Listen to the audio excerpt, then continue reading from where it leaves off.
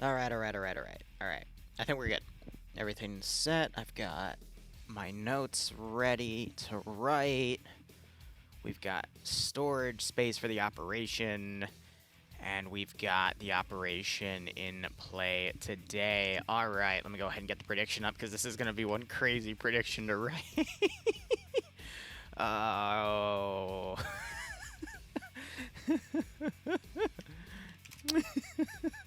Blue for USA, hop for Minnesota. I don't know why that cracks me the hell up, but it does.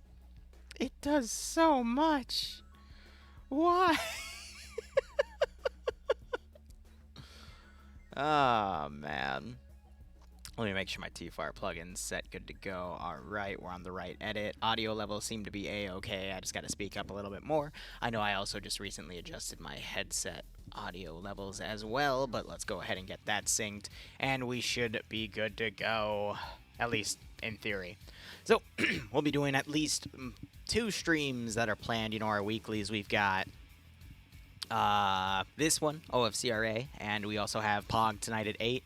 And then after 8 o'clock, I'm going to be honest, I've got a shit ton of mission dev to do. It's been a while since I've had about 30 things to do on my docket. Not just in terms of mission dev, but everything tied to the channel and the household and all this other crazy stuff. So I'm going to be very, very busy today. Ugh.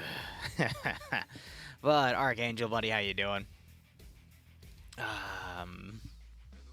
Well, it's our CAC Angel, but I apologize nonetheless. Your name's getting covered mostly by the prediction announcement, so I'm relying on reading the little small box I've got on the left side over here, but we're letting all the players get themselves sorted. They'll probably push in a minute or two. We're going to do our standard reading through everything and then get things going. Angel, it is Minnesota and National Guard forces versus United States Army, I believe. So, I don't know, man. It's gonna be something, but I'm excited to see it nonetheless. We'll see what both sides have in terms of assets. They're working on the Halamna map, which I think is a good fill-in for US in terms of just, you know... Honestly, that map works for any sort of suburban area, in all honesty. You just gotta pardon the... names, which are either Finnish or Swedish, but I don't recall properly. I don't have a working multi for this stream. Usually OFCRA members don't give me multi-link, so I'm going to go ahead and purge that so no one gets the wrong idea. That multi is from yesterday's ops. Also, I'm sorry I didn't stream 506 on the ground last night. I was kind of in the middle of cooking turkey legs, and I couldn't leave them in the oven as I streamed, because that would have made it... well, dangerous. And if I burn the house down, Bloodwind's already told me she's going to ship me to an all-expenses-paid country of my choice. She says I have to pick 3, and then I will be visiting all 3 at the same time in garbage bags. Anyway, we don't do anything to piss off the woman, because, you know, where's my goat? You know, stuff like that. But otherwise, we got a fun little match for us planned today. I will go ahead and start reading it off. I will wait to hear the beep beep, and we'll actually get started. So, again, Blue 4 is the U.S. Army, and then Op 4 is Minnesota Militia and National Guard. If you want to follow along, just type the ! Mission command, and you'll be given a prompt to follow on the same exact site I am. So, backstory. Minnesota 2016. Oh, great. As the president's 3rd term breaks the U.S. into a state of... You gotta remember, OFCRA are a bunch of Europeaners, so they're just kind of making fun of American history here with this. The forces loyal to the White House have recalled foreign deployed troops in hopes that the veteran forces can retake the rebel northern provinces, while other forces delay the march of the new republics on the capital. What kind of yeah, oh god. Again, this is made by Europeaners, alright? This isn't meant to be any political statement. I give that same freaking disclaimer like anytime we see Russia versus Ukraine in Arma 3. Blah, blah, blah. Alright. Some special rules here. Not all information here is documented. It's up to each side to do reconnaissance. U.S. Army is wearing multicam and backed up with heavy MRAP and IFE support. The forces of the Minnesota Militia National Guard are wearing civilian clothing or UCP and have limited mobility. To clear a minefield, you must destroy all the 50 mines located on the road in each zone. The Minnesota National Guard... Hold on. Are you okay? Welcome home, first off, but what's going on upstairs? You good? I wasn't ignoring you. I just started the stream. What the fuck? Why do you feel ignored? I just started working, woman. Oh god, she's coming downstairs. Well, I didn't know you were home. I just heard rummaging upstairs, and I figured that's either a robber that's about to kill me or you just came home. Why are you whine? Because that's what King does. Oh my god. Alright, well, welcome home. You want some alcohol? What do you mean alcohol? Send in goats. I was about to say, like, bro, who brought hooch to your workplace? I That's am awesome. still here, Liru. It's fucking cold. Yes. I feel that this morning. Yeah. This is a good water bottle. You're welcome. Thank you.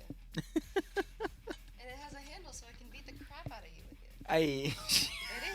Just fucking... What the fuck you mean ready, nah? Okay. Well, I gotta continue working because we just started, okay, hon? Gotta work. Yes. No, that's not allowed. What do you mean that's not allowed? No, you're gonna get my punches. No, what? You know, I don't think domestic abuse, even though it's the woman doing it to the man, will still fly right in 2024. Only if you don't like it. Oh my god. Alright. Well, I'm gonna keep reading. Can I read it? There. I thought I was reading the French line. I was really confused. No, you're not reading the French line. You're Okay. reading the green text right there, General okay? information. To clear a minefield, you must destroy all the 50 mines located on the road in each zone. Oh, that's gonna be hell. Alright, next one. The U.S. Army engineers are core... You skipped one. Oh, I did? Oh. The Minnesota National Guard spawn in the far south, while the Minnesota Militia spawn outside the resistance base. Okay, and then the final one. The U.S. Army engineers are core to the scoring points. Okay. To them scoring points. Alright, scroll down a little bit more.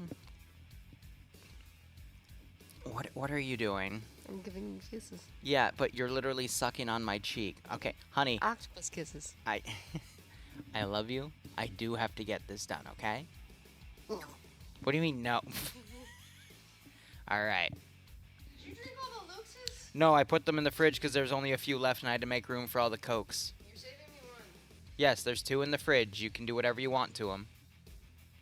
And those are just the orange ones because the lemon... Yeah, you can drink them, masturbate to them. I don't care. You can do whatever you want. Alright, anyway. Okay. I'm going to stream now, okay, honey? No. I love you. Help me. All right. Well, it looks like the round just went in, so let's go ahead and get everything covered, and then we'll go back to the document here. That is the sound of everyone transferring in. Zeno, thanks for the 45-month resub. Hope you keep enjoying the operation so we get a nice kick out of this scenario. Oh, my God. All right. Blue 4 get 4 Bradleys with toes. Damn. All right. Well, they ain't messing around. And then we've got a bunch of MRAPs here, but each of the MRAPs are unarmed. Blue 4, we've got 203 pieces, SU 230, so everyone has magnified optics. I'm looking for any other types of weaponry here. It seems to all be rifleman-based with GLs. Crewmen only get handguns. Looking at the debug force back here. Yeah, it's purely riflemen. Okay. Riflemen and Bradleys. That is an interesting combo. All right, let's look at what OP4 has. This should be interesting. One second. My mic is peaking a little bit. I'm going to turn that down slightly. Okay. And looking back at OP4 here, again, they've got 2 types of forces here. We've got the Minnesota Militia and General National Guard. So we also have basic M4s. Oh yeah, shit. What on earth? You want to change? All right, so we do have DMRs in place, but these guys mainly have red dots and non-magnified optics. Oh boy. So this is the Minnesota militia. They've got Dragon launchers, though, for their ATs. So that's going to be countering the Bradleys, mainly. They can also deploy those into statics. We got some M72 laws also in play. But basically, scoped optics in Bradleys versus Hicks with rifles, red dots, and oh my god. When you got these guys here, the National Guard forces, we've got M72 laws in place. They also have scoped rifles, all right? And then they've got M117s with 50 cal and GMG capability. Only light anti-tank, which I'm going to be honest, isn't going to be doing much to Bradleys. But it looks like they're also equipped with basic M4s, and some have 203 launchers. Okay. Well, I'm going to be honest, Blue 4 is pretty well stacked for, for a faction. I'm going to tab out here. We're going to go ahead and look over how to score points in this objective. So, whoever has control of the resistance base by the end of the game, 90 minutes, and that is this entire highlighted area, so whoever has more of their force inside gets 4 points. And then minefields are each worth 4 points as well. So the wording's a little interesting here, but it looks like Blue 4 has to entirely clear a minefield to score 4 points, and Op 4 has to prevent Blue 4 from clearing a single mine within the field to score points.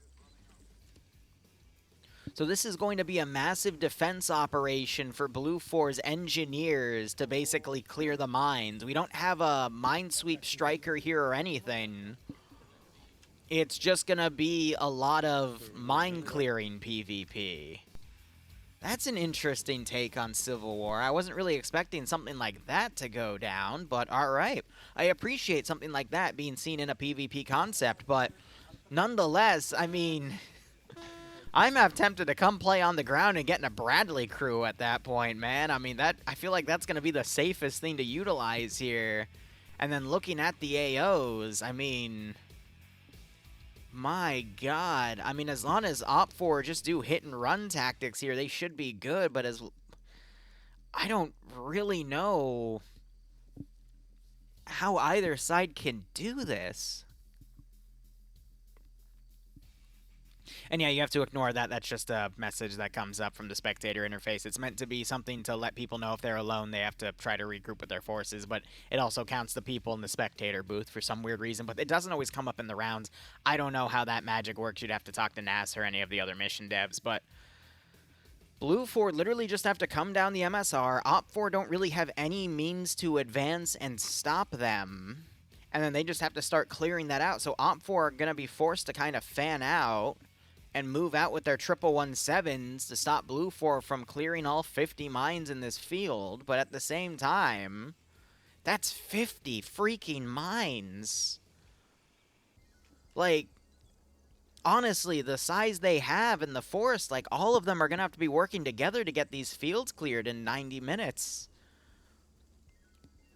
I feel like this is going to turn into Blue 4 just going to pick one field to fully demine, maybe the smallest one, and then just demine one or two things from the others, and then just fully take the resistance base. I feel like the objectives here are a bit of a red herring for what Blue 4 should be working with. And then, of course, Blue 4 could just completely ditch the minefields and go for the resistance base at the end, but I mean, Op 4 are going to have to be forced to move forces out to stop Blue 4 from getting the minefields, but Blue 4 could literally just say, screw that, push everything out, go sweep and clear the resistance base, go up and clear the minefield here, pull everything back, form a defensive, and then just send one or two units out to just try to find a mine and disarm it, thereby stopping Op 4 from scoring any points.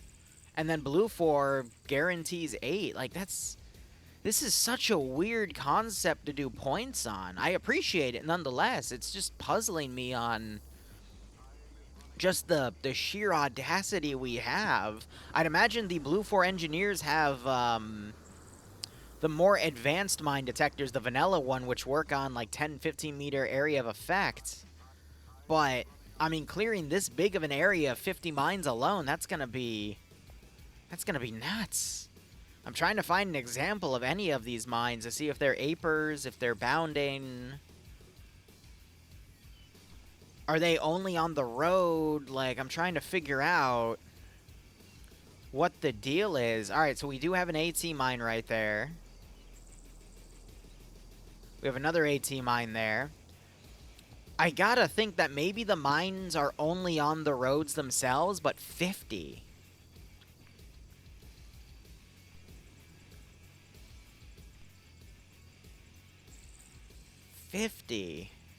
Like, maybe that's the case then. The mines are only on the road.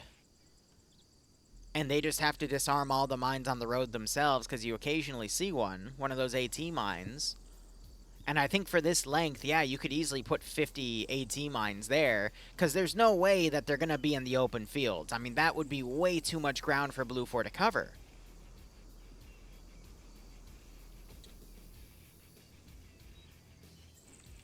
Just now I'm scanning this part of the road, and I honestly can't find any, which also scares me. Oh, man.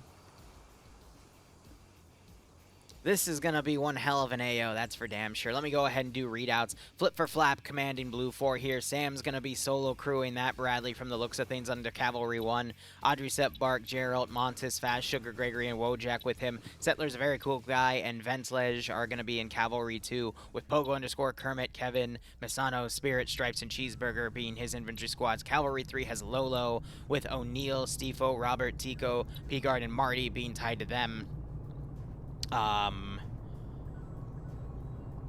Okay, so Cavalry 1 doesn't have an infantry squad with it. Because these guys are Cavalry 4, and the Cavalry 4's Vic is Wick Torx, and Snobus. And then you got the MRAP crews, which are the engineer teams. Okay, so you got Piers, Henry, Nuzzy, T, Fonz, and Pupper. The second team has Callie, Herzog, Kroll, Bakhus, Willie, Weiss, and Abernaur. The third one has Mr. White, Mancho, Rizbo, Delta, Rick Hunter, and Arthiak. Fourth one has Emil, Duaton, Jack, Whiteside, Sta, Minobi, and Watts. And then you got one single guy in reserve, that's Grishowski. And then another team which has Giovanni, Mac, Weish, Damien, Avalor, Turbo, Seek, and Veron. And then there's one more team which appears to be... I think this is Cavalry 1, actually, because they're in the Bradley. So that's Ilvanek with Oddball, Green Thumb, Park, Alexander, Brixie, and Killer. Up for command for the National Guard is going to be Depso with Newton Toxic, Vincenzo, Alien, Penzal, Diego, and Diablo under National Guard Squad 1. And they've got the 1117. Samuel, Kyle, Ander, Gonzalez, Pistones, and Kajonovic are going to be in the second squad. Skeeta, Kiwi, Cameron, Crazy, and Pye are in the third. And the fourth... Nope. They only have 3 squads, and then you got the militias. One squad has Rigel, Demovar, Q-Boy, Major Khan, Garrett, Hawk, Newbass, and Mr. Cool. Another has Luce, Slade, Bush, Sam, Butler, Short, and Hearts. Third group has Vangi, Aiden, Nordic, Hawkeye, and White Phosphorus. Fourth group has Pingus, Artur, Ukrainiak, Alberq, Lesiak, and Shadow. Fifth group has NASA, Mr. Dave, Ash, Wombat, Sackleberry, Banks, and Bluck. Sixth group has Roy DeCamper, Parthia, Sixme, and Ivnomain. And then the reserves have Gonzalez and Rasposo. I didn't see it, but it looks like the National Guard forces also had some Humvees to work with as well, so they appear to just be driving up to Op4's element here, and they are moving out on foot, whereas Blue 4 looks like they are now scanning the road here. And the engineer crews are mainly going out and about right here. We've got one engineer team that's managed to flip their vehicle. Amazing. And then another engineer team going with most of the Bradleys. One Bradley potentially going to be overwatching these engineer crews going to work, but we'll just have to see how quickly the engineer teams can get all these mines disarmed.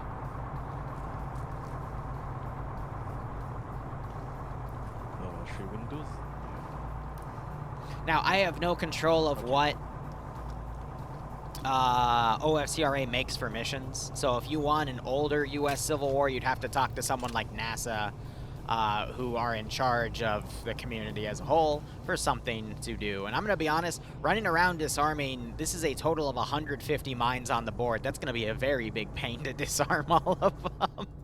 But Blue 4, you're kind of screwed unless you're keeping count of all the mines you disarm, because if you miss one, you're not going to get the points. because you have to disarm all of them to get the 4 points for the sector. OPFOR have to prevent a single one from being disarmed to get the points in the sector. Like, that is a very wide margin of error. Honestly.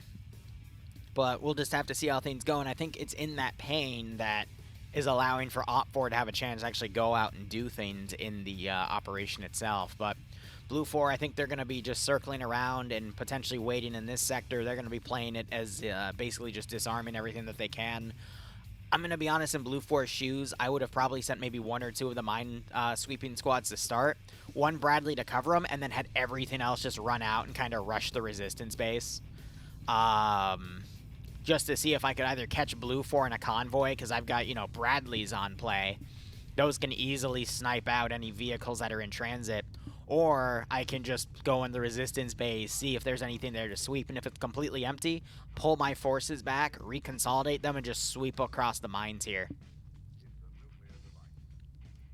That would be how I play it. And I'm going to be honest, I genuinely have no solution for how OPFOR should play this one. I guess their best bet would be try to move forces over to Minefield 2. And, like, start the engagements here and then just walk it back, fully cover Minefield 3 in the resistance base and just go for those positions to score. Prevent Blue 4 from fully sweeping Minefield 2. Allow for Blue 4 to fully take Minefield 1, but that way their forces are split so that you can go and stop them. But, my God, like, it's rare I get a mission where I genuinely have no idea how to approach it from the command perspective, and that's why I used to relish watching PvP so much, because I would learn so much. And I'll be honest, since I want to say 2021, 2022, I haven't really had that many opportunities to enjoy something like this, to see how other people would approach issues like these, so this has taken me back. Because I genuinely have no solution for what OPFOR should do here, because this is such an interesting objective. And I'm going to be honest, hats off to whoever made this mission. This is very creative. It's also very... on paper, it sounds painful, but the amount of squads that Blue 4 has to defuse all the mines, as long as they're keeping an accurate count and potentially writing on side chat how many mines each squad is taken care of, as long as people are getting accurate numbers and they double check, it should go by rather quickly, at least you'd think. Why do we have a wounded guy? Oh, that's the second MRAP we've seen flipped. Well, I mean, it's the second time it's happened, so I'm not surprised. MRAPs are very finicky, but I mean, that's also why the real versions, not real versions, but MRAPs in the real world, you can't go past a certain speed and turn them because they can be top-heavy, and then you'll just flip the damn vehicle.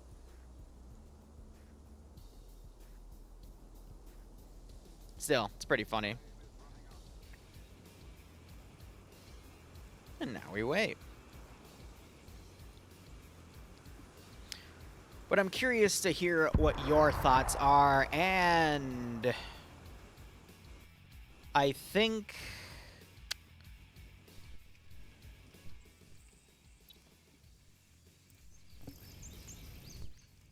well, we know the mines are still active.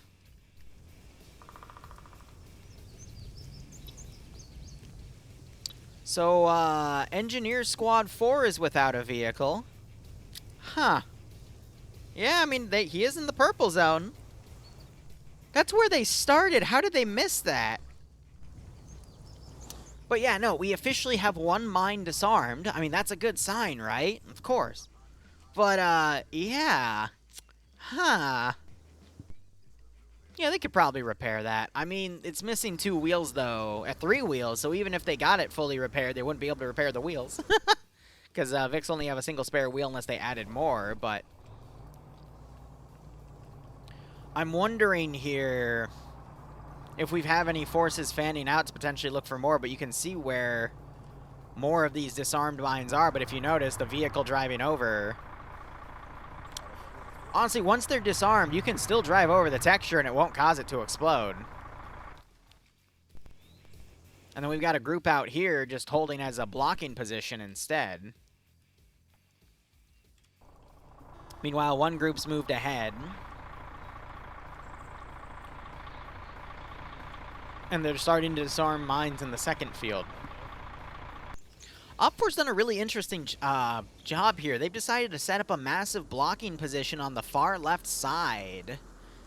And I don't agree with that at all, because by putting all your forces on one flank, you're kind of goading Blue 4 to come in, but Blue 4 have clear objectives in mind of the minefields themselves. So I don't really understand why they put their forces like this to set up a position to challenge this forest when... Like, the only thing I can think of is maybe Depso thinks that Flip for Flap isn't going to actually commit to the minefields and instead potentially try to do a flank around. Maybe what I was talking about, where they just, you know, send their forces around and try to hit the resistance base instead. But Blue 4 are fully embracing the operation here, and, you know, I'm all for it. But we do have Blue 4, they've tried to set up little picket groups around to cover the demining operation. You know what I would appreciate? I think this mission needs a little prompt, because, let's be honest, in Arma 3 is a massive game of telephone with the radio mods to try to figure out, okay, we need to get information from point A to point B, person A to person B, and I'm going to be honest, that's something that no single community is really good at. So maybe a prompt to state, hey, you've gotten all 50 of the mines in the field would be a little nice. Granted, yes, of course, you know, squads are supposed to be keeping track of how many mines they disarm, but with so many different mine sweepers doing things, that would be really difficult for each community to keep track of.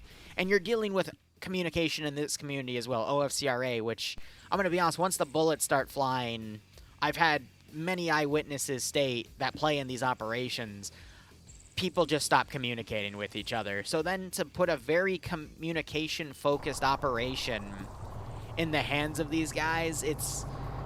I'm going to be honest, I feel like OPFOR should take advantage of that and start immediately smacking into the minesweeping positions to screw with them, but instead Depso's just kind of set his forces up right here, and I think he'll slowly begin to advance, and maybe they'll run into the one little blocking position dug on this hill, but...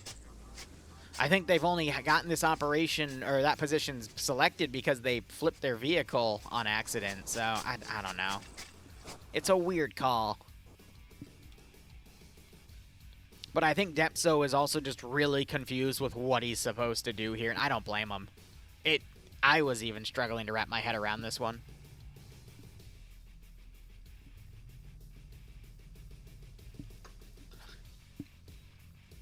But I think as soon as OPFOR starts really messing with Blue 4's demining operation, that's when it'll start to crumble.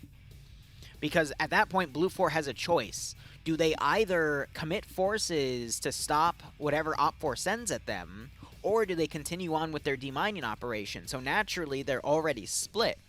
But of course, we have perfect information here. We're able to see things on the bird's eye. OPFOR doesn't know what Blue 4 is doing. They don't know if they're trying to just do a massive flank around and just hit the resistance base and hold that the entire game, because this is such a weird foreign concept to, you know, an OFCRA mission.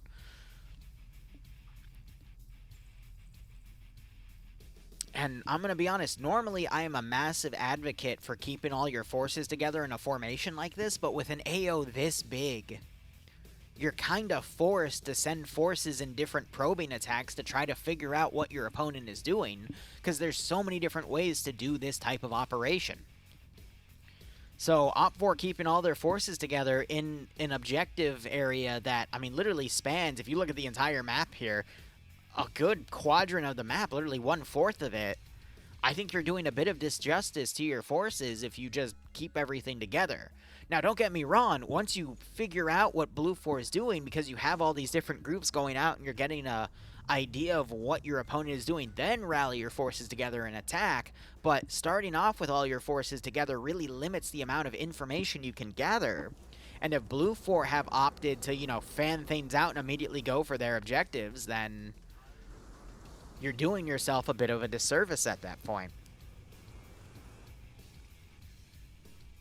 And you can see that the mines are slowly being collected. And Blue 4 might actually fully be able to demine the first field within gosh, within the first 30 minutes of the game. And I think this really relied on OPFOR pushing out and applying pressure. Quite possibly the 1117s coming around to immediately engage. And then the Southern Resistance Force just kind of sweeping out. But in an operation like this, where you have to put pressure on the opponent early on before they kind of lock in their victory, you can't have any forces just hold on any final objectives on the rear. So this is a little worrisome, because now we see OPFOR, they're kind of splitting into two groups, one that's staying defensive and one that's really starting to probe for information. But the question is, do we have anything that's actually going to look over to the open on the objective and see what's going on? Because, I mean, Wombat, he does have the attached scope system for his Dragon Launcher looking around. But another follow-up question is, are you going to waste that on one of the unarmed MRAPs, or are you going to leave those for the Bradleys? I'd assume they're going to keep the light AT, the M72s, for the MRAPs, which, I mean, the only way they're going to be able to disable them at that point is if they get a front hit on the engine block. But they're going to have to keep the Dragons for the Bradleys. And I'm going to be honest, Dragons are very, very powerful AT weapons. They've got lock-ons. You can turn it into a static turret and fire it from there. If any of those Dragons get a sightlines of those Bradleys are as good as gone, unless you have a very rare chance of something getting in the way, like a tree or a guidance failure. It's tough to say at that point, but I also love Pierce's little protocol here. He's Xing out where all the mines are, and then I think having someone go up to actually disarm them.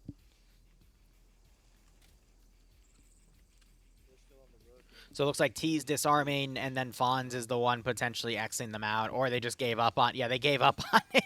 There's 50 to disarm after all. By the way, I've done, from a coding perspective, it's actually really fun to make minefields that are scripted. You just have to basically make an array and say, once they're all dead, quote-unquote, it triggers the script, but you just have to assign them all variables and whatnot.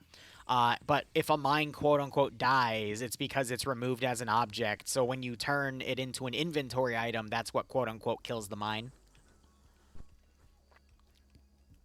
Also, you know, if it gets stepped on, it also works. But yeah, you got the militias moving by. You've got the Blue 4 blocking position up here. These guys are going to definitely get overwhelmed. But they're just going to stall and give more time for Blue 4 to complete the minefield. And I'm going to be honest, I think they've...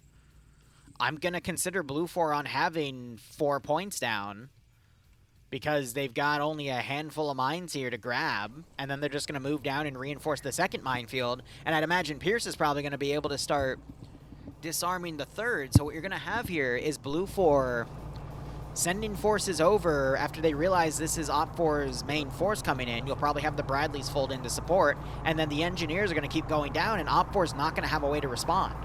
So I'm going to be honest, give it another 5 minutes, and Blue 4 is already going to be tied for the maximum points possible in scoring. All right, you got the Bradleys open up. They have HE ammo. And then you've got these guys that just went in the open and ran into the Blue 4's blocking position here. Blue 4, though, might see the movement over there as well. But you got to remember, these guys don't have scoped weapons. They only have the 1x magnifiers at best. Blue 4 all have scoped optics, which is also a bit of an interesting choice. I personally wouldn't have done something like that. I would have either given everyone scoped optics or just given everyone red dots except for like squad leaders and marksmen, because that really does put the militias at a disadvantage. So there's a few balance choices here I don't agree with, because it makes the individual play of infantry. Like, these guys can really outperform the militia groups unless they get caught out in CQC, but this engagement right here at this range, Blue 4 is going to have a much easier time poking their heads up and immediately lining up a headshot compared to OPFOR, which just have to kind of shoot at their heads, and it takes a very rare breed of player to make that call. But I can't believe we're seeing HE autocannon rounds on those Bradleys. That is nuts.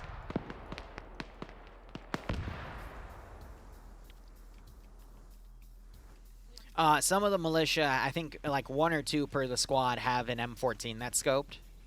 But again, this force is going to be able to hold really, really well. Okay, yeah. So there is a script that happens where it turns blue if it's been fully disarmed. So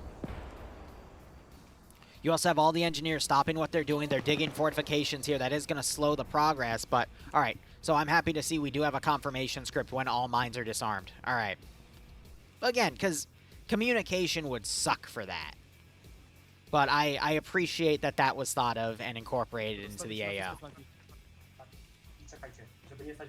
But the really important thing now is that the engineers keep doing their job and they rely on other elements to cover them. So I'd imagine as the cavalry forces come in, these engineers need to keep doing their job because otherwise the game's just going to stall out, which is exactly what OFCRA wants at this point.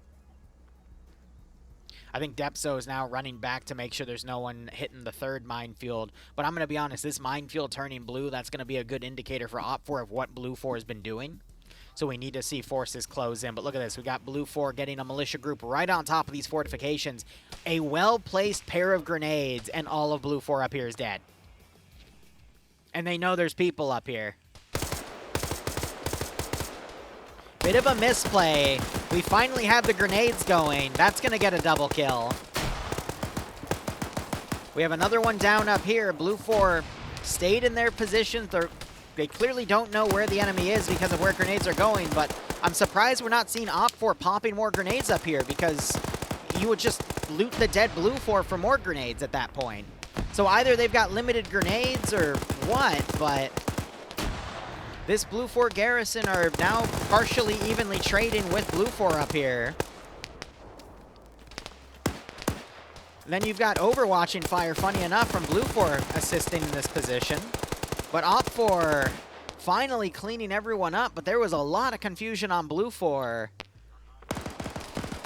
on that hill, and it just became a slaughter. So OFCRA got it done eventually, but in my opinion, they needlessly took a few casualties there. That grenade, I think, is going to double tap. It does not. But that was a quick firefight nonetheless. But you could also see some issues with the trenches, people clipping their bullets on them. But I've had a feeling this position would eventually fall, but still, I mean, that's a messy one.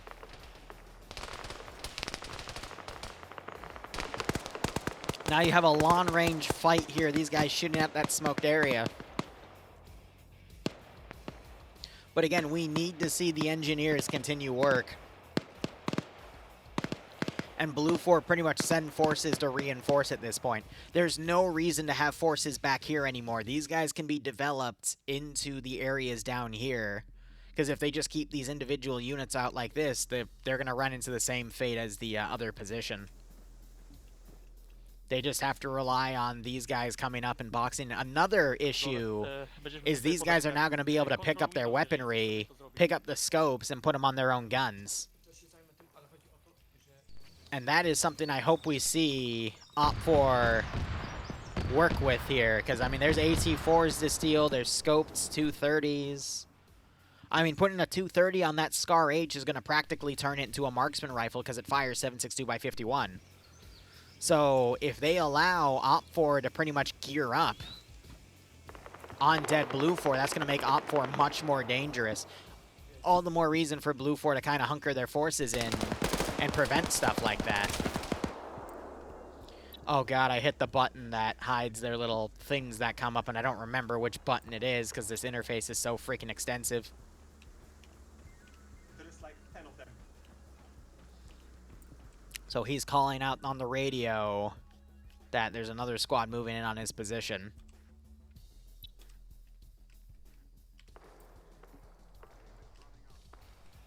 Time to click on the little cheat sheet.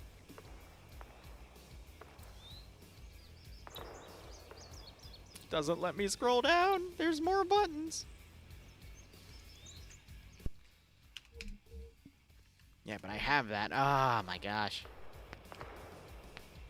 NEFT AS, you're gonna have to give me some names here because I don't think they had their tags on. Nonetheless, Blue 4 still hunkering down and digging more fortifications instead of continuing on the mine sweeping here. OPFOR are now starting to maneuver their forces around to set up positions of security.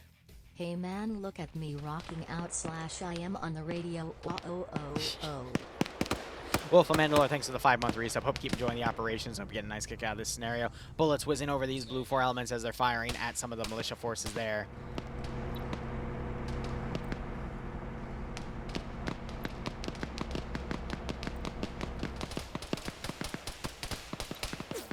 You can just see the bullets flying over. There, it's I. Okay. I'm gonna build a, oh, toggles all names.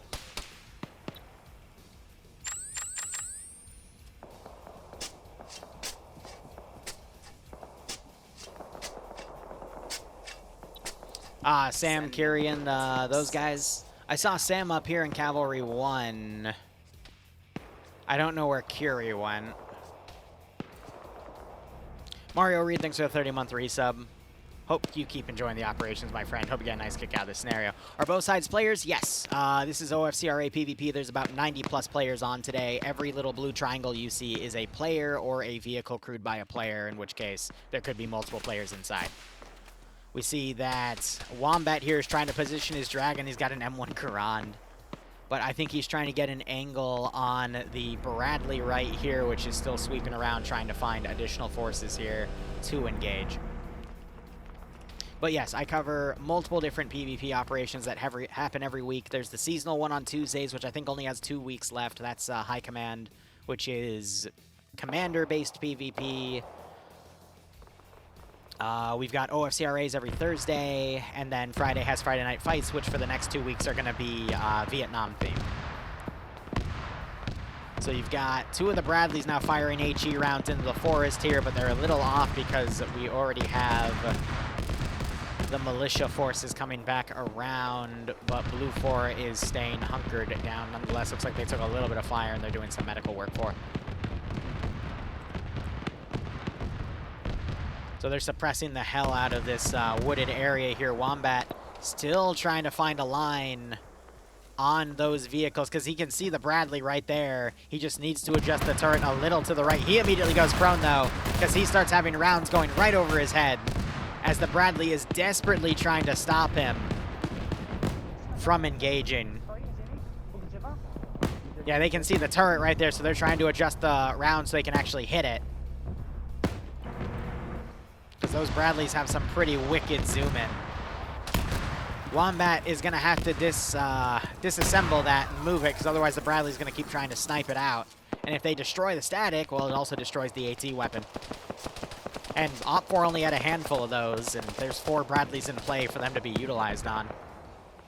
And they're still trying to engage it, because they know as soon as they look away from it, it's going to engage them. Doesn't look destroyed just yet, though. Wombat manages to backpack it to save it. You got some smoke that just kicked up here. That was either a grenade or an HE round. Tough to say. Rest of Blue 4. I have no idea why Blue 4 is now fanning forces into the forested area. That is such a bad call. No offense to Flip for Flap, but his major advantage with his forces is that everyone has a 203 scope. Or excuse me, a 230. An SU-230 is the designation of that scope. It's a nice ACOG. I use it all the time on the ground. It is, honest to God, my favorite scope in all of RHS. Every single one of his men have that scope. The enemy does not. The enemy on the militia side have a bunch of iron sights or single little red dots. Like, that's a CCO-68. That was a dragon firing. And it misses! Lolo has a -1. I think he might have friendly fired some of Pierce's group up here. That's funny. But that dragon was trying to find an angle on that force there, but unfortunately it was a miss. And that gunner is no longer alive. Oh, man. That's gotta suck. But nonetheless, back to my previous rant, by putting them in the forest, they're allowing for Blue 4 to take away, or they're allowing for OPFOR to take away Blue 4's scope advantage. And now they're going to get stuck in CQC. I mean, they're literally a militia. You never want to catch a militia in CQC. If this was modern U.S. military in a CQC, Civil War engagement. First, Blue 4 would hear the banjo music, and then this would proceed to happen, and it would not go well for the Blue 4 members involved. And now you literally have the main OP4 element surrounding this Blue 4 element, and they're just going to get picked apart. And what sucks is that now OP4 is going to take all of the scoped weapons that Blue 4 had and take away Blue 4's advantage in the open field by having those scopes to make up for those long range engagements. So this was a massive misplay by Blue 4, because now OP4 is going to gear up and have a better chance at actually stopping Blue 4 from taking the rest of the minefields. Because even if Blue 4 were to rally and retreat, that still leaves plenty of dead for OP4 to take these weapon platforms off of. And the banjo music continues with heavy casualties on Blue 4. Very bad call. Honestly, I think the worst call of the night, the second worst, was not having the Minesweeper continue to actually sweep. And it looks like they're trying to do that now while prone. But that's just such a mess of a call. I hear another AT launch. That was one of the tow launchers firing into the tree line over here. And they're desperately just trying to push these guys off of this position with these autocannon rounds coming in.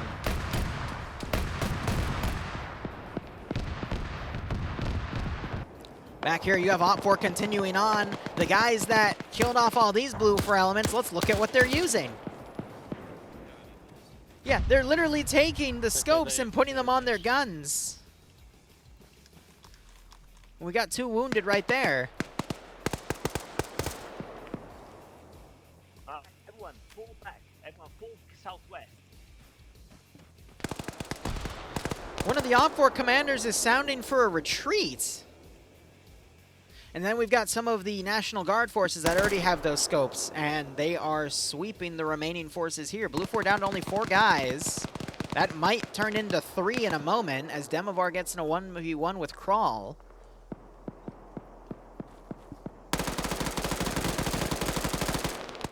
NPZ rails, Shark. NPZ rails. And also that was a foul.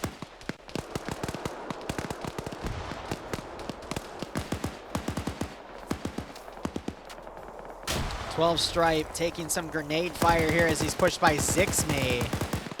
And Zixme beats him in that fight.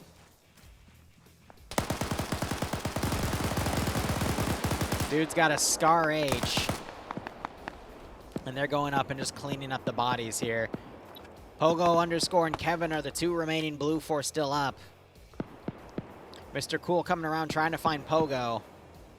But that was such a misplay by Blue 4. The real question is going to be now, can OP4's other forces stop the remaining mines from being disarmed? At least for OP4 right now, their best bet to win, because Blue 4's already gotten 4 points on the field. We just had, I think, a Bradley get taken out. Yep. And that is multiple down as well that were part of the crew. They were the southernmost Bradley here, and I think OP4 was able to find an angle with one of their Dragon launchers and get a hit there. So that's the risk with the Bradleys here, because they got a massive tree line to constantly be watching, and they're finally starting to send some infantry to start sweeping, but that is not going to be enough for that area.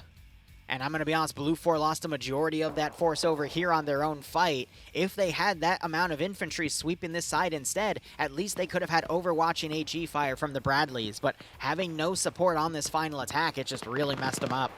Pogo, I think, just found Mr. Cool trying to flank around on the rear. And now you got OP4 licking their wounds. Okay, so we do have a 240 Bravo right there. But, I mean, now there's just a lot of pickings here if OP4 want to take any gear. Tough call overall.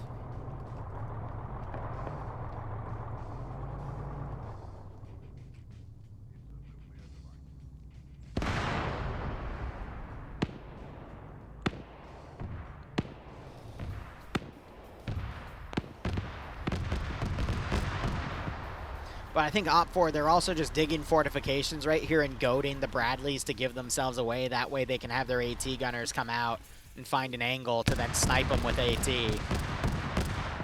As you see, these guys just staying on the ridge here, staying behind cover. And that's just giving the AT guys time to lock them down, essentially. So Blue 4, I mean, they had the advantage, and they just throw at least a third of their infantry away in a pretty bad trade. And now, you gotta wonder, how can Blue 4 still score a win here? That's tough. Because they're down to, I think, only 2 engineer groups. They got a third one going around and trying to get security on the forest. But if OPFOR just takes these forces and has them flank around and hit the rear, I think that's it for Blue 4. But Blue 4 has to make a call here. I think Blue 4's best bet would be to smoke everything out at the moment. Regroup, pull out, come around, and just hit the resistance base.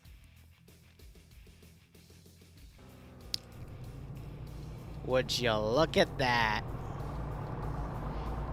Hit the resistance base, take that for the final points, get an engineer team in the purple zone, disarm at least one mine to prevent OPFOR from scoring from any of the minefields because Blue 4 already has 4 points on the board, and then just hold the resistance base and turn it into a defensive objective, and then just have the remaining Bradleys maraud around and snipe anything they can within these forests, creating about a circular zone right here where they don't actually go in, but they patrol it, and they can get pickoffs. I think with this team down here, as long as they disarm one mine in this field, the most OPFOR can hope for is a tied game. And this is one of those AOs where OPFOR unfortunately just had to have a bit of rear security covering the base. Because otherwise Blue 4 can just send a force around. And I think that's going to be it. Honestly, I think Blue 4 have just won the fight. Now, they still need to send a guy out and disarm at least one mine in the field over here. And there's that one mine. There could still be a closer one that I just missed. There's one right there, for example. But as long as they stop, because OPFOR only get points if all of the mines are untouched in a field. So, I think Blue 4 might have just won.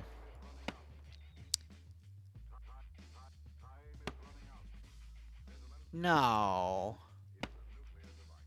No. Why not stop and disarm one real quick to prevent them from scoring? What?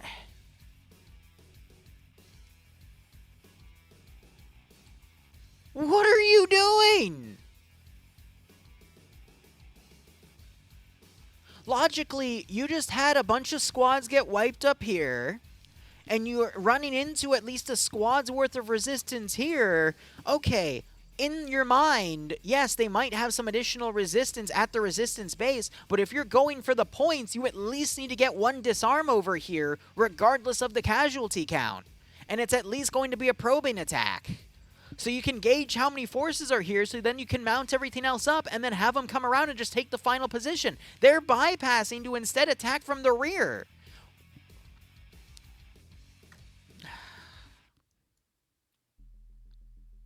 Very bad call.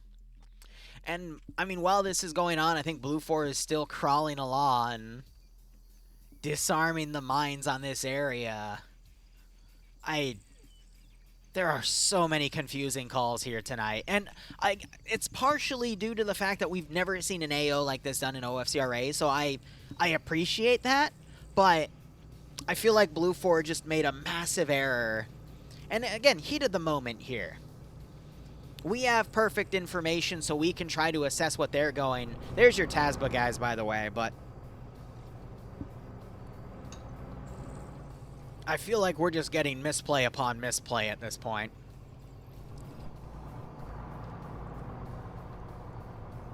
Are they trying to come all the way around to attack the rear of this force? Why did they go all the way around instead of just topping on around? Okay. All right. Whatever. It's fine. It's fine. Also, again, why put forces deep in a forest when you just lost 3 squads in a forest, and your solution is to send a squad with a Bradley?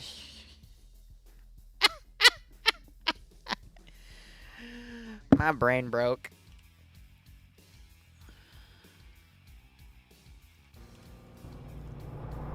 Are they just out here doing a combat patrol? Because they just turned around. I want to see Blue 4 ATM.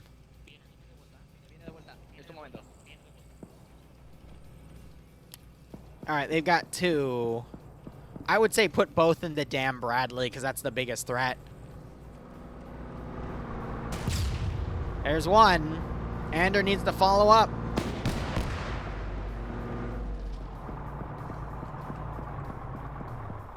He's going to go for that, isn't he?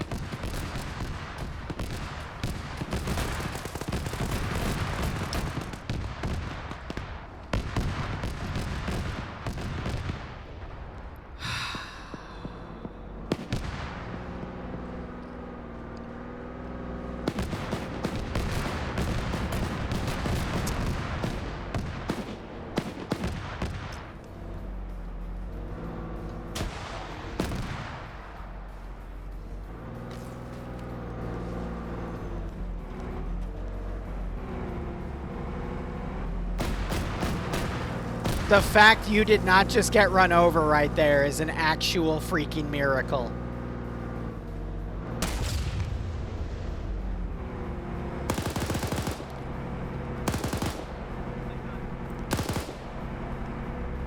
Alright, that AT-4 just killed the driver and one of the passengers. However, it's not smoking itself. That's only from a smoke grenade, so... that, I think, is all of Blue 4's AT. I mean, this is why I was saying earlier, yes, OFCRA also have M72 laws, but they're not really going to do much against the Bradley. And there you go. It took 2 AT-4, 72 law hits, and it doesn't give a shit.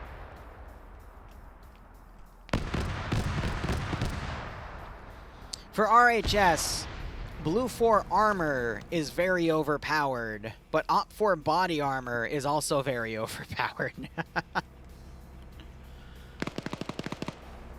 So OP4 are going to lose a squad because of this mistake. They're committing another squad over as well. OP4 are pulling things back to Watch Minefield 3 as they've basically relieved this element to continue their demining. I think Blue 4 have still won, in all honesty. It's just really frustrating to see calls like these made. And the only reason it worked out in Blue 4's favor is because the Bradley is a very overpowered piece of equipment. I remember way back when, this was like 3 or 4 years ago, there was a PvP match I was in where it was OP4 versus Blue 4, and they paired MI8s against Blackhawks and Bradleys against BMP2s. I don't have to tell you which side won that one.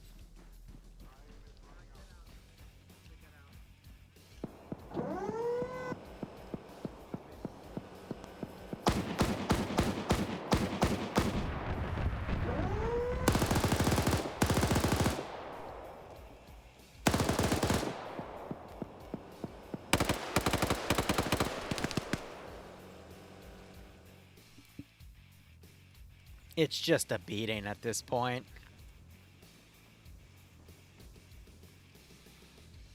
Now, the issue is OP4 can't really capitalize on their gains at this point. Blue 4, by the sheer luck of OP4's positioning, are now in a position to draw more units on it.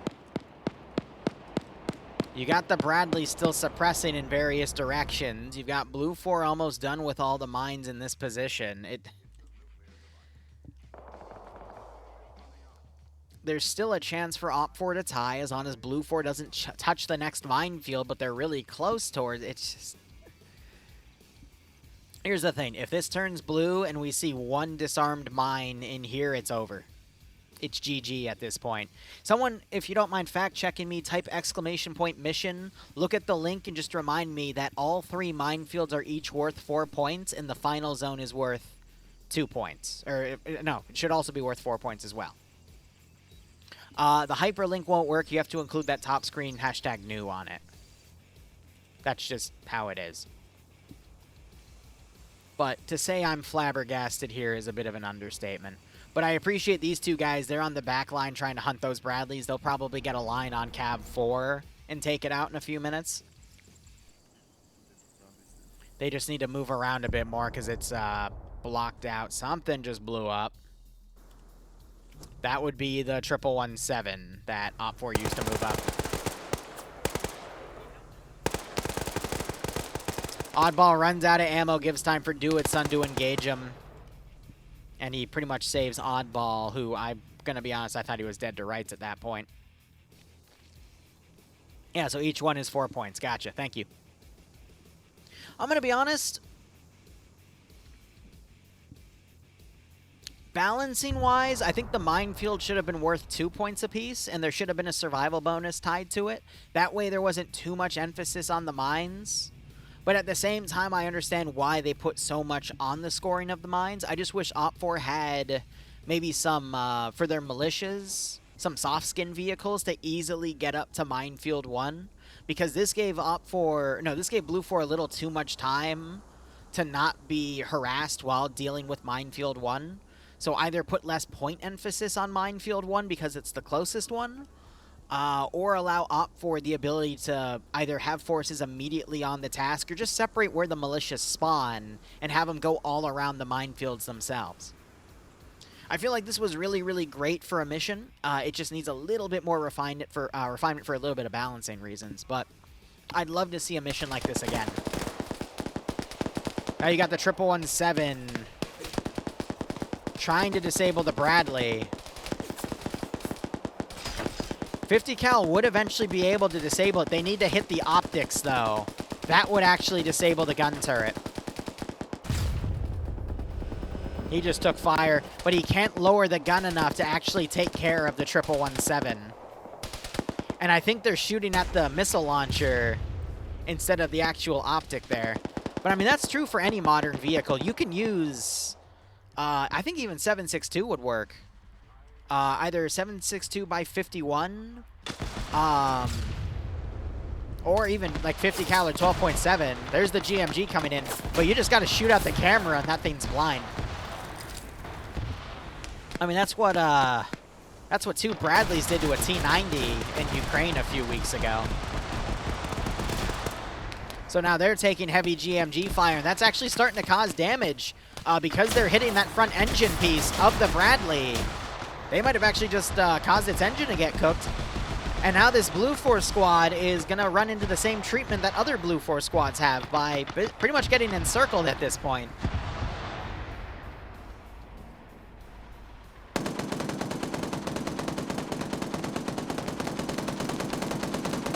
The question is, does anyone on Blue 4 have any AT to immediately fire at this vehicle? Because it's a light-skinned 1117. We just heard AT fire. I'm willing to bet that just killed a Bradley. Did they miss? You did not freaking miss. I don't see their dragon. They missed. They missed on okay. Okay. All right. I do appreciate OPFOR doing their encirclement tactics, and Blue 4's making it easy for them, too. Because, again, we're dealing with infantry that don't have scopes, or, you know, only red dots, taking on guys with freaking 230 ACOGs because Blue 4 keep going in CQC situations.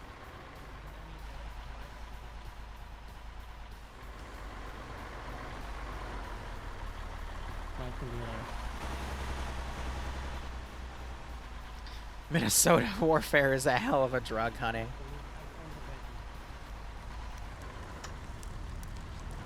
Funny enough, Sam's still alive because the central tube for this gunner seat's actually pretty well armored because it has a whole other layer of armor inside because for it to be separated from the chassis, it can do a full 360 completely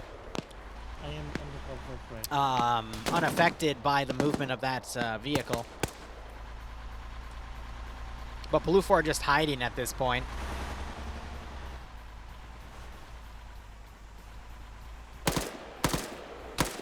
Pi gets knocked out. Double tap shots going in. I think Sam's radioing in from the Bradley's equipment. What's going on? Second minefield's down. Hold up. Hold up. Seems like it. Do I have a single disabled mine on here? All right, not yet. Very likely Blue 4 is going to win this by proxy now. If you guys can, retreat south. Sam's telling his forces to retreat here. Most of Blue 4 are getting cut down now. It's only Killer with the 240.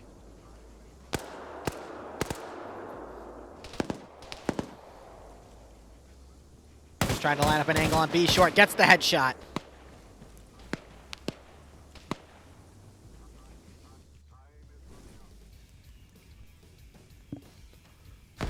So they know there's someone in here. Sam just went on yelling to yell at them, but they can't get in the vehicle, which means there's still an enemy player in there. Okay. Who are you?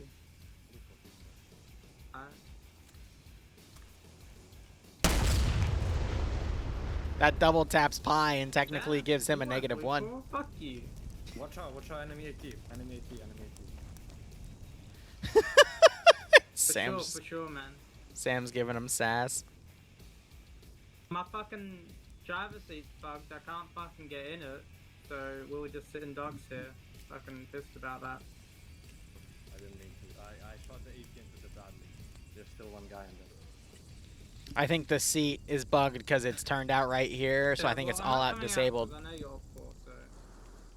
'Cause all my guys are. Alright, dead. do you have AT? There's one enemy dickhead inside the Bradley. Nah, bro. I'm friendly. Totally. That works. Do you have like satchels or something? Yeah, I You do? Yeah. Yeah, place it right like on that beautiful vehicle right there. Roger that.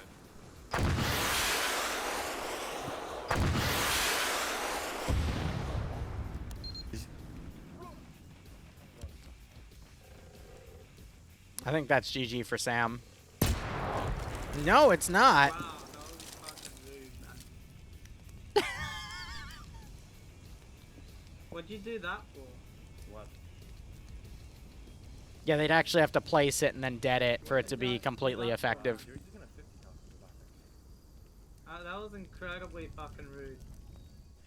Yeah, they could bring the 117 around, just fire through the doors over here. Looks like that's what they're working on.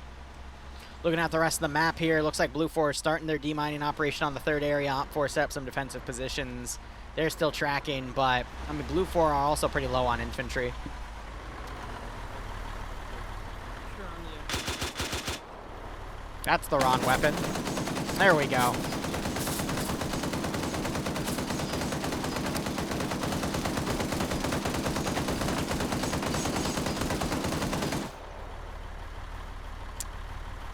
I think that got him.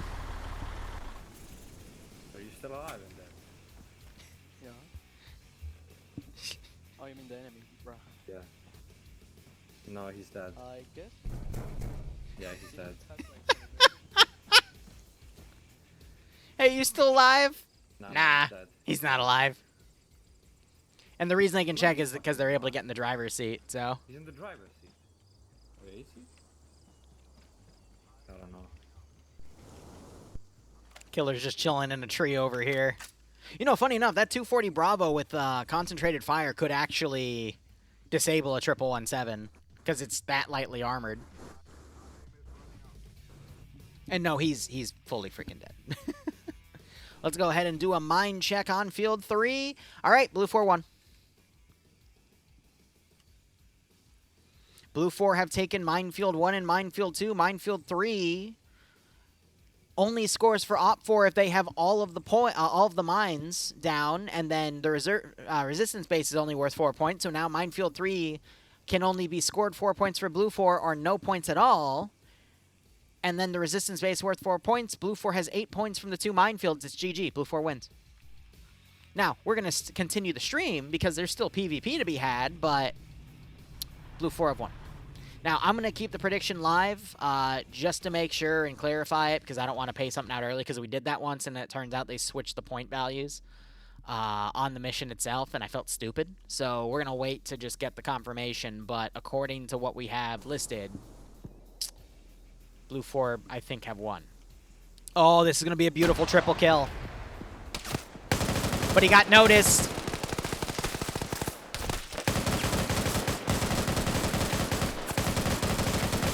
He gets the double. And eventually goes down. See, it's funny, because this guy back here, I think, saw him, tried to line up the shot, but this guy ran in front of his line, and then he just bypassed the weapon and cut both of them down. Damn. The op's controversial? I agree. I would love to see an op like this again. It just needs a little bit of tweaking, in my opinion. But that was a beautiful... Beautiful double kill. Could have been a triple. OPFOR spotted him, and then he panicked, bypassed the weapon, and just went for it. But again, I would love to see something like this again, just with a little bit of refinement.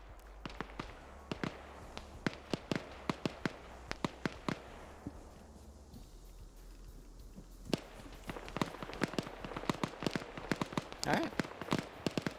Round-wise, we've got a little over 30 minutes left, and I think it's going to go to the end of time, because these guys need to regroup, come down to this sector. Blue 4 still folding their forces in as well. It's going to be a long one. I think this is a perfect representation of Minnesotan politics.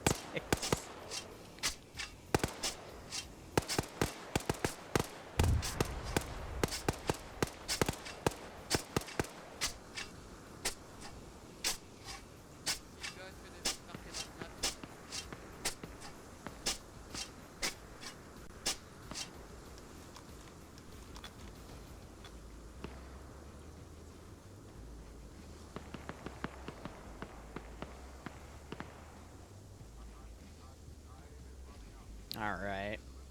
So we're just watching the fights here at this point. Some other news. Tomorrow we're going to be doing Friday night fights. I'm going to have Egg Beast and CC Aviator. I call them personally Rob and Don. Rob, of course, Egg Beast, he is the project lead for SOG Prairie Fire, the CDLC. And Don, aka CC Aviator, is actually an SOG vet who was one of the military advisors when they made the SOG Prairie Fire CDLC. So...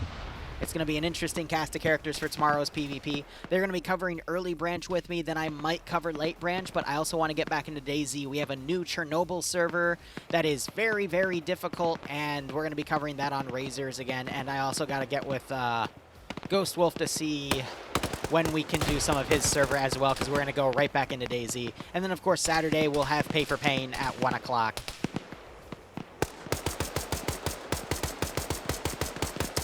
Patches, I'm not even going to dignify that with a response. Rigel gets cut down, so does Mr. Dave. And we've got OPFOR trying to close in. We got Adricep, though, there to stop him. But we have a mix of National Guard forces with the militia moving in.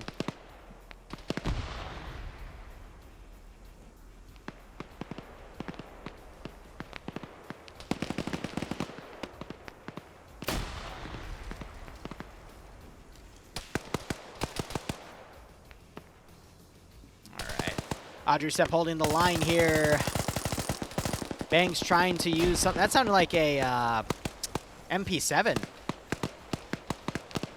No, he's got a P90! Oh, it's one of my favorite guns. Adricep goes down. I think Gonzalez took him out. But Bang's, I mean, he also has the dragon, the dragon launcher. But the one remaining Bradley Blue 4 has is just in the back line over here. So Blue 4 and OPFOR are trading evenly here. And they're just going to get stuck on that line as the engineers keep disarming. But now we have a 117 moving up on the back line. And it is firing GMG into this Blue 4 group back here. Thought I heard an explosion louder than some grenades going off. Looks like they're trying to smoke that area to get their guys back into cover.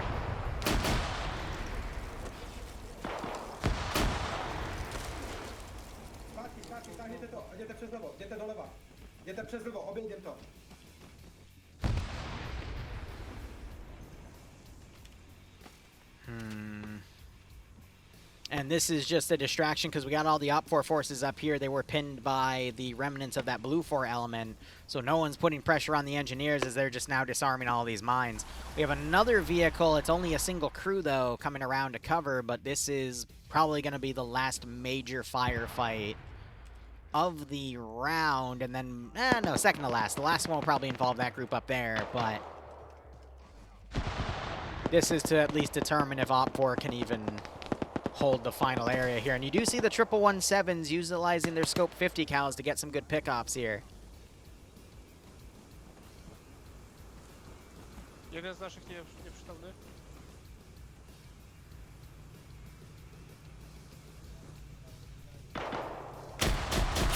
GMG's coming in. More 50 cal going on that body as they try to follow Montes as he moves around. Funny enough, no, Blue 4 have a lot of their forces mounted right now. I was about to say, from a map perspective, it looks like OPFOR has the number advantage, but I forgot Blue 4 is probably doing maneuvering right now. But those 117s with their 50 cals and GMGs could definitely stop that.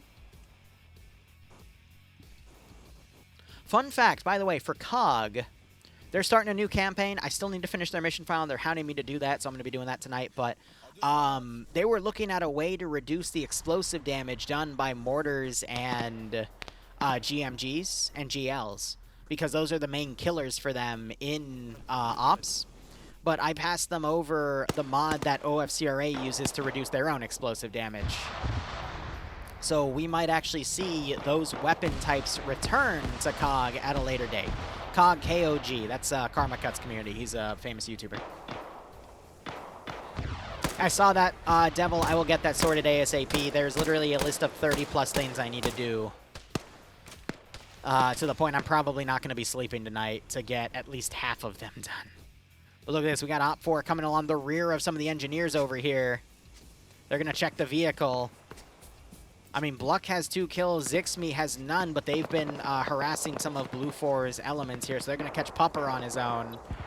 Poor Pierce. Pupper gets cut down, and Pierce is none the wiser. How you doing, Pierce? Did you just go AFK at the worst possible time, buddy?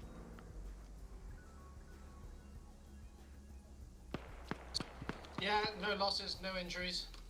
No, you sure about that, buddy? Cause All good, yeah. We're about halfway up. Let me get a sit rep now. Out. Okay, what's happening? How much progress are we making?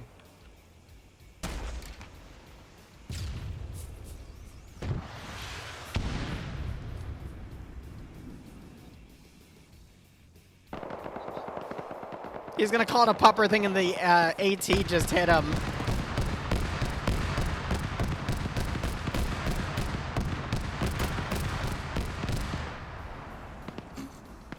Break. Contact. Contact. Southeast. We're getting fucked. He's calling the cavalry element as hostile because it's shooting at...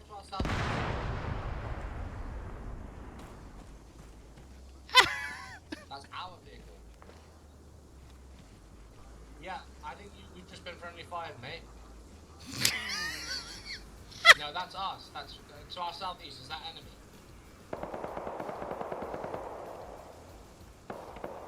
To be clear, I think you've just killed my friendly team. What's happened here?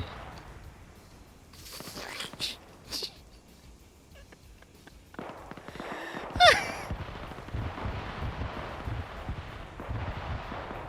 are no enemies in my position. You sure about that?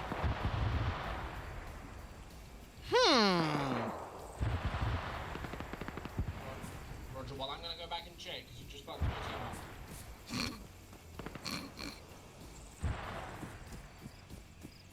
Look, there is PvP down there. I want to check this, though, because he's going to find his body first and go, you killed my guy, blah, blah, blah. Oh, wait, no, the body's right there.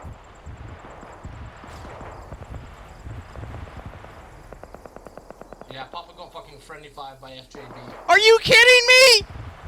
The body's right there! They said that there were enemies by the vehicle. There aren't any enemies by the vehicle. What the fuck do you mean? Right, where are these enemies? 'Cause they're still not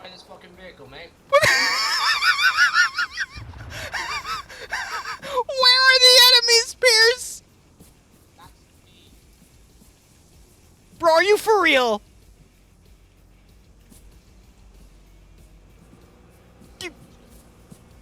Dude. Dude. Bring it out now.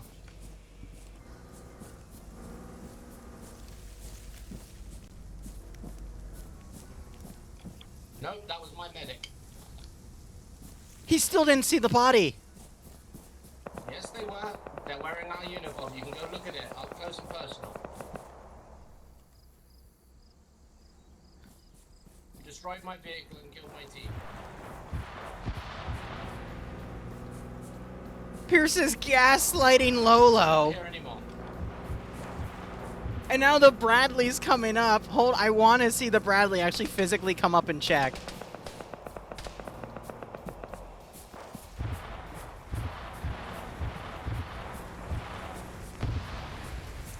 Dude.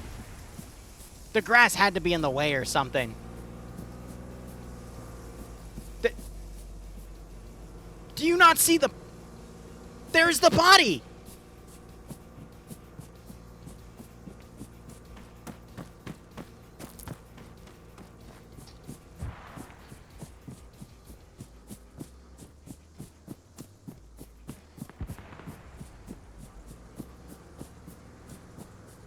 Fuckers just lit up Papa for no good reason. What do you mean no good reason? We even told them that we were by that vehicle.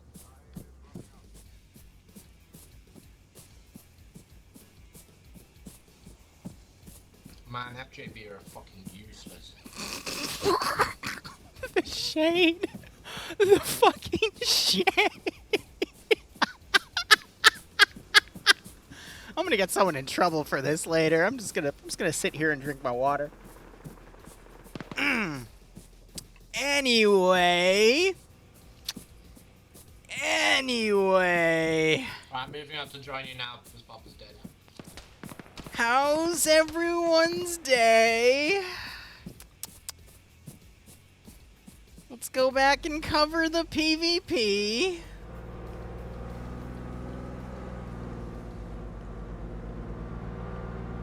Yeah, exactly, Damien. I'm just gonna go back to the action. The PvP action, not the... Yeah. Buddy. And there goes a 1117. I think it was already mostly clear, though, because you had Rizbo by it, but yeah.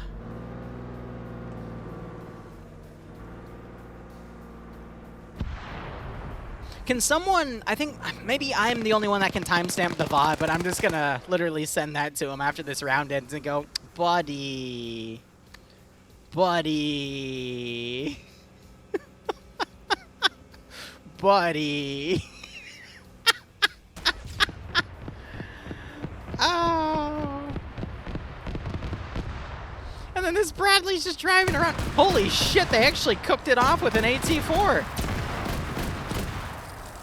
And they threw a satchel too, but yeah, if you hit the engine block in the front, then it will disable it. The thing is, most people don't know that. Another satchel gets thrown.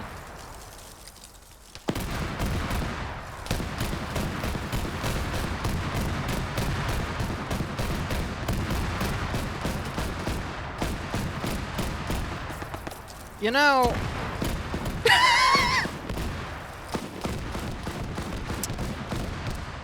If I was being harassed by a Bradley and a naked guy with a handgun, I'd probably freak out too. But, yeah, how do I explain that one to you guys? Look at Pearson. Oh, I'm scared.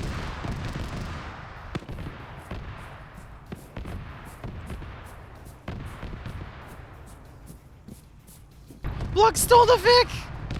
Block stole his Vic!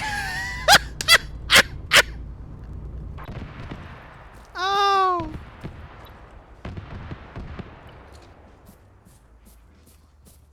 Oh no! It's just not Pierce's day. I don't know where you guys are. Hot mic. See, hot mic. It is not Pierce's day. Where are they heading? Alright, hold up. So, I guess the Bradley's now just panic firing at everything it sees.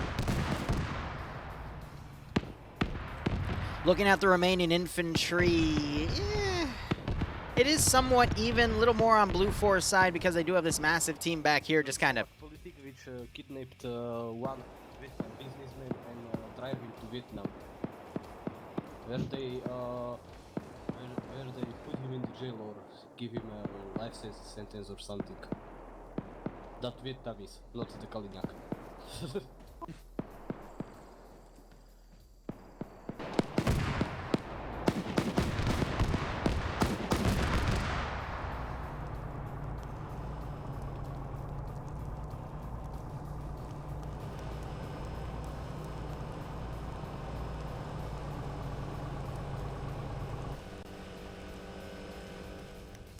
Oh no. The tow launcher. It's hitting the trees because you're not supposed to put Bradleys / other IFV vehicles in forests because otherwise they hit trees. Oh, that one got it.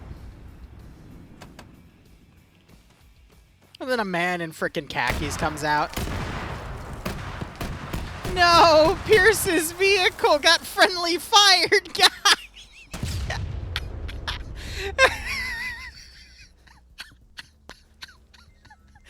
Okay, by definition, both of his vehicles did get friendly fired. I mean, by definition. Now, both happen to have enemies next to them, but, you know. Yes, the tow launcher does have an animation to come out.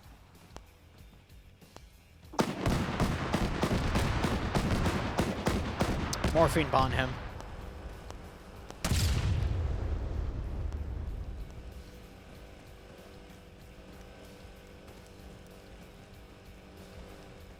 Oh, they're putting explosive charges on it.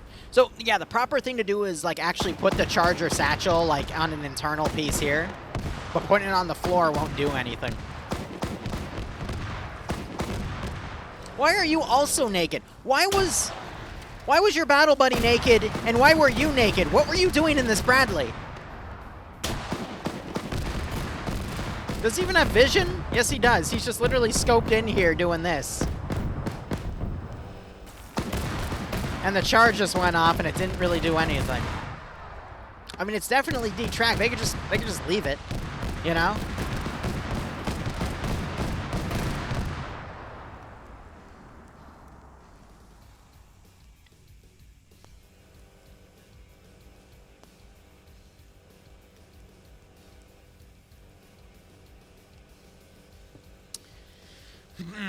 I mean, it is distracting Op Force. They don't hold the objective, but it looks like they put a majority of their force into here now. I'm a little worried about Blue Force stretching themselves out like this because they put themselves in a position to be defeated in detail, but it doesn't really matter because OFCRA doesn't have a policy of if your entire group gets wiped, you lose by default. Instead, it just ends the mission. Whoever has more points wins.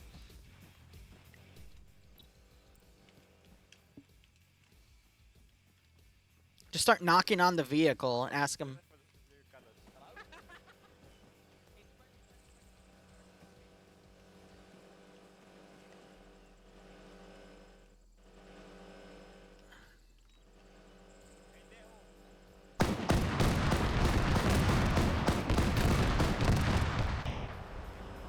They're trying to throw a smoke to obscure the gun. Yeah, they could just shoot that thing out, by the way, and it would be blind.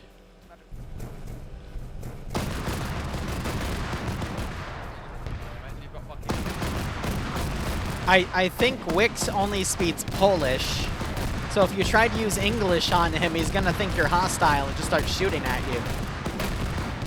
Now, unfortunately, this isn't a tank, so that cannon won't auto overpressure the infantry around him.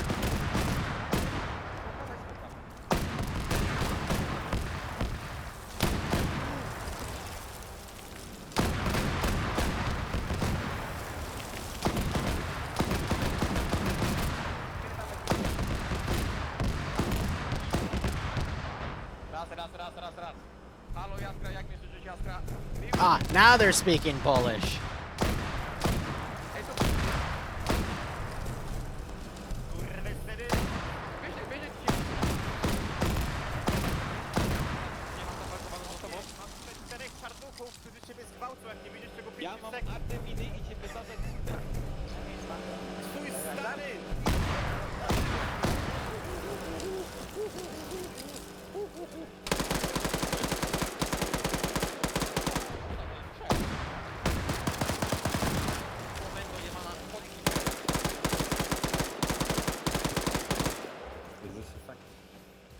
Oh yeah, Charlotte also knows Polish. I forgot.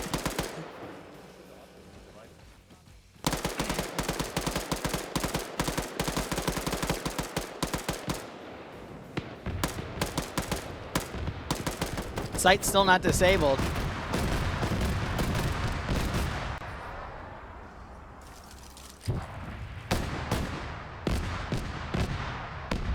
Toe just got launched. I think was aiming for the group here and it missed because it went over. That's like borderline TOS if not breaking it. Well, don't translate it. I'm sure it'll be fine.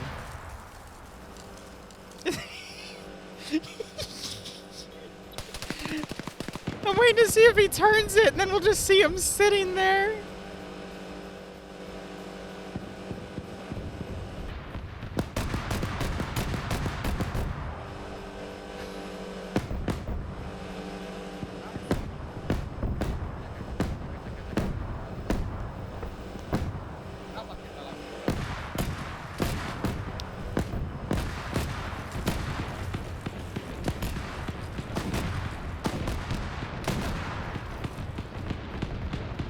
And then you got Blue 4 coming up to actually start cleaning up the infantry around it. Rest of Op 4 getting picked off by the Bradley that's still active. Oh, yeah, picked off is an understatement. That dude ain't got no more balls. Ooh, yeah, he don't got a PP no more. Ouch. So now you got Arthiak coming up. He's getting 1 kill off here, working on Kui.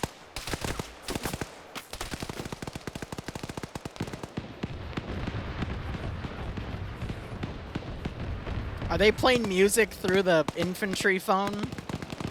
Hold up, here comes Blue 4.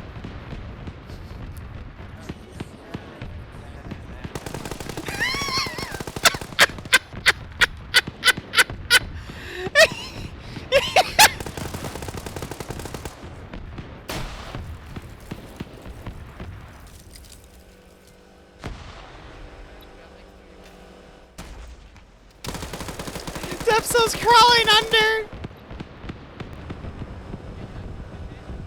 Oh, cool, and he doesn't blue on blue his own guys. Good, good, good, good, good, good. It's okay, big man. You're safe now. The bad Polish people can't hurt you anymore. Kui also gets killed off by Arthiak. Most of Op 4's resistance are killed off at this point. We could see a Blue 4 perfect game at this rate. They tried, Cappy. They ran out of ordnance to do it. They only had it disabled. The Polish torturing the Bradley.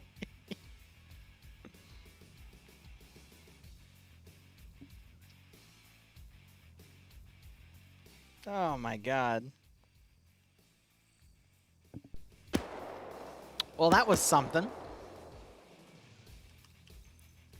So we've got one of the foul guys here trying to use his red dot to pick people off. Bradley was both tracked and engine disabled.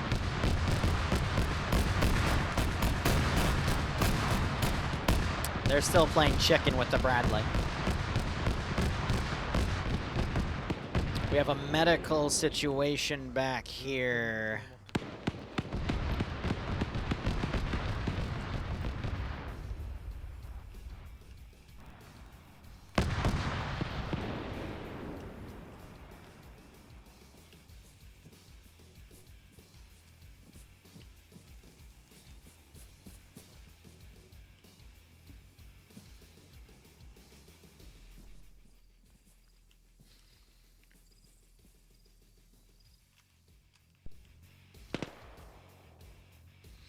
I'm just thinking of how I'm going to word my response or my message over to Pierce. I'm just thinking, all right, Pierce, don't be mad, but you got clowned pretty hard, buddy. I'm sorry. Why? Because they friendly fired me? No, because you were being a clown. Anyway, White Phosphorus decides I'm just going to end it all and just tells the Bradley to witness me. Here comes a toe.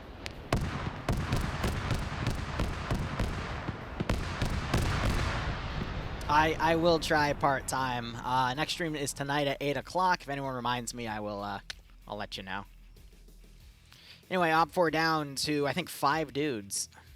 Yep, 1, 2, oh no, 7, because you have the 2 down there. So, mission ends in a little under 10 minutes. But anyway, thank you for joining me all, because this has been certainly something. Jesus, networking, why? Why? How many do Blue 4 have? We got 4 in the zone. 8 over there. So that's 12, 13, 14, 15, 16, 17, 18, 19, 20, and then a Bradley crew of, I think, 2. So 7 versus 22. I've been all right networking. Hope you've been okay, too. This round has definitely been an interesting one for various reasons, and I hope we see more of it.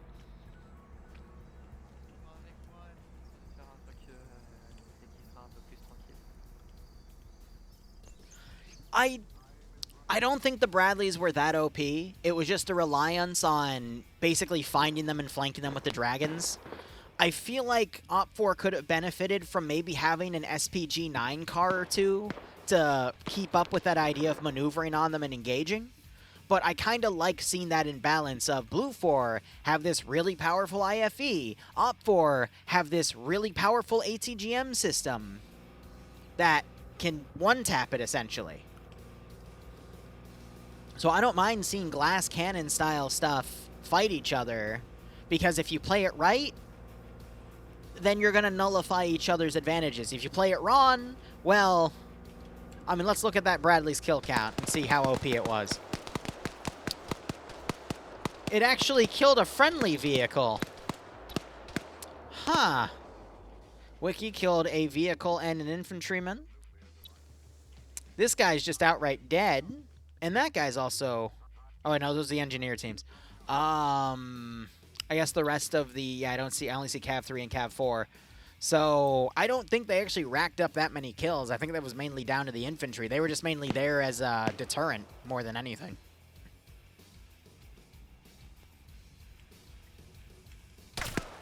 T is, he's bulletproof. Good on you, T. And, in fact, the Bradleys are now shooting at friendly positions.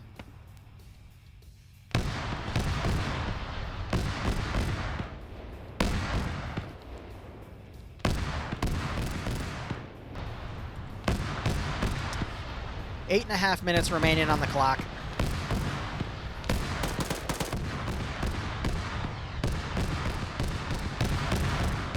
Banks has a dragon set up. We do have Flip for Flap in command coming around.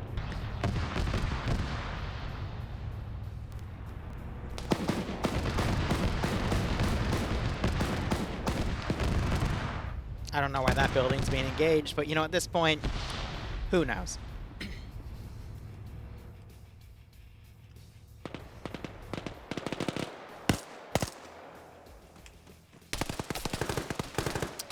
And Banks gets shot in the ass as he's trying to perform a bank run, and unfortunately the Fed found him and took him out.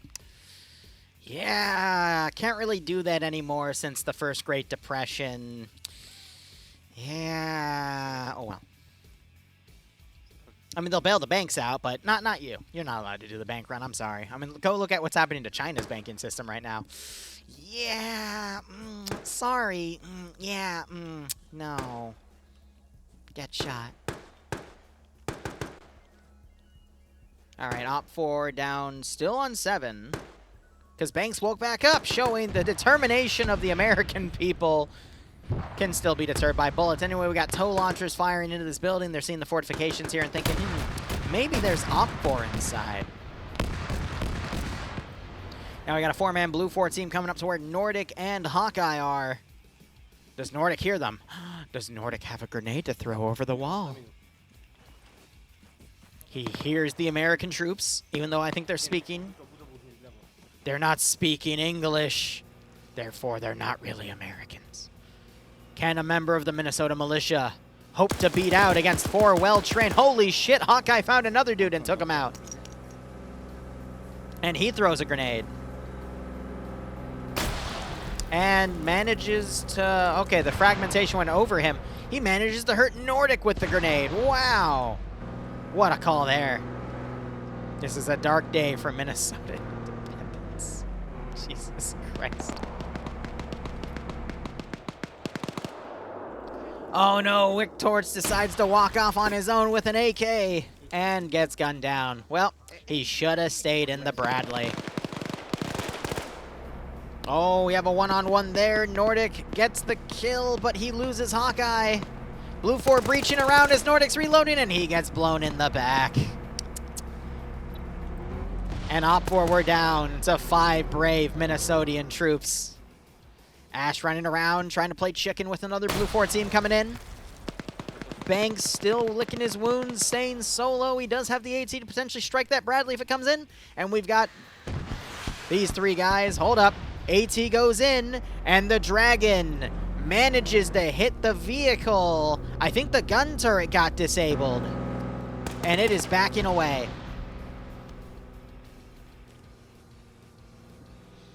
Can the 5 remaining brave Minnesotans save their homeland? Or will America come out united once again tonight in blood? C'est un tir de suppresse. Hein. C'est un tir de suppresse.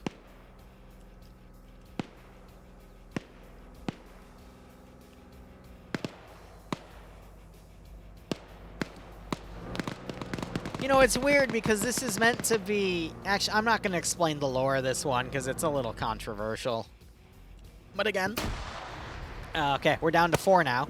But again, I want to remind everyone, this was made by an EU community, all right? It wasn't made by any Americans making a statement. This was literally made by a bunch of French and Polish guys. I guess just a meme on us.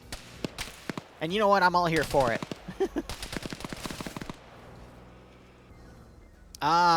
He just kind of dropped dead, and now he's missing an arm.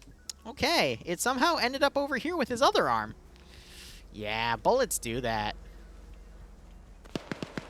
And then there were 3 Minnesotans. I think the Bradleys are driving up, trying to use it as a bluff. Oh, Pistons, he's on 2 kills. He's hiding in a tree.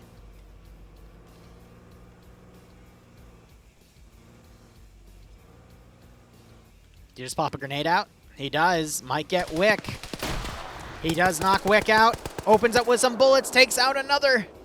Mr. White has no idea where the shots come from.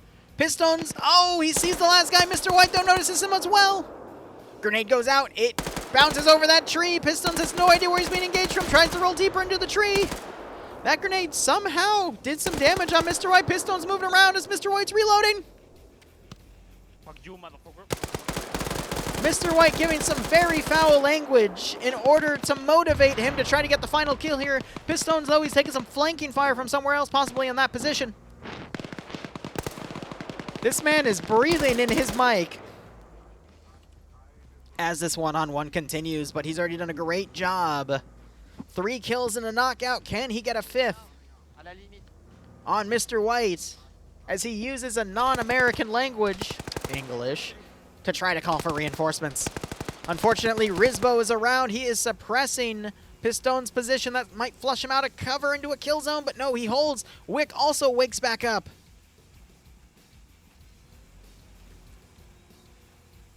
Also, this zone isn't blue yet. Pierce got distracted. Oh, but Pistones takes fire from the 2 flanking elements there, and he is brought down. It's just up to Ash and Banks to keep the Minnesotan dream alive. Granted, Blue 4's already won, but we are with them in spirit.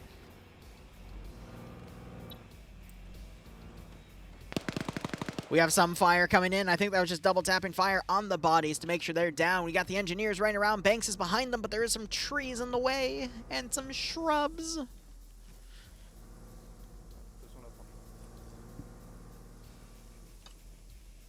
2 minutes remaining. Banks has a P90. Can he pretend that all Blue 4 are Gua-wooled and he is the last remaining SGC member to stop everyone? And if you get that reference, I applaud you. He hears them. He sees them. Does Banks have a grenade? He has a P90, so he's got a 50-round magazine. Ash, it looks like he spotted a meal and starts taking shots on him. Banks runs in. Catches Stas, he's reloading, gets the kill. Jack is alone. Trying to utilize this wall, he's running back. Banks circling around. I even lost him. Oh, he's going from the front now. Ash running around, using that Scar H. He somehow gets caught in an explosive trap and dies. Okay. Ah, yes, O'Neal found him. Well, there goes that Stargate joke. All right. Can Banks utilize the remaining 45 seconds to channel the god of Audrey Hotto and somehow make Pierce blue on blue I shit on him too much. Make the rest of Blue 4 somehow eliminate themselves. It won't work because it's already determined, but you know. Banks is playing dead. Unfortunately, doesn't have the time to play dead. Jack is trying to manage to resuscitate a dead body. All right, Jack, with a wave of my wand, this player is still dead. Anyway, that's going to be GG. I think it's going to be 12 points to Blue 4, 0 points to Op 4 will be the final score, and we'll see how things go.